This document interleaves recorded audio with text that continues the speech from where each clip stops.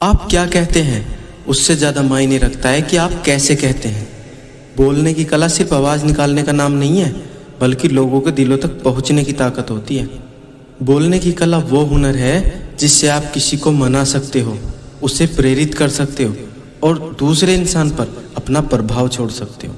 बोलते समय हमें कुछ बातों का ध्यान रखना चाहिए, तभी सामने वाला इंसान आपसे प्रभावित होगा और आपसे प्रेरित होगा।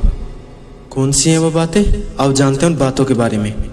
नंबर 1, स्पष्टता, क्लैरिटी। बोलते समय आपके शब्द साफ और स्पष्ट होने चाहिए। अगर सामने वाले को समझ ही नहीं आएगा कि आप क्या बोल रहे हैं, आपकी बातों का मतलब क्या है, तो आपकी बात वहीं ख़त्म हो जाती है।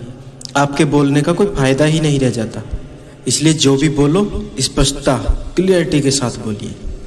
नंबर 2, आत्मविश्वास, कॉन्फिडेंस। जब आप बोलो आपकी आवाज़ में भरोसा होना चाहिए, कॉन्फिडेंस होना चाहिए। डर या झिझक सामने वाले को तुरंत समझ आ जाती है। जब भी बोलें पूरे विश्वास और भरोसे के साथ बोलें। Number 3, emotions.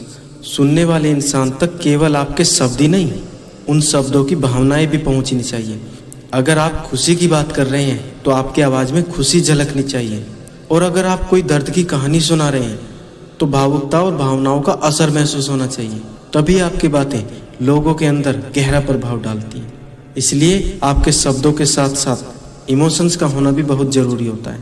नंबर 4, जब आप बोलते हैं तो आपके हाव भाव, चेहरे का भाव, हाथों की चाल, ये सब आपके शब्दों को ताकत देते हैं।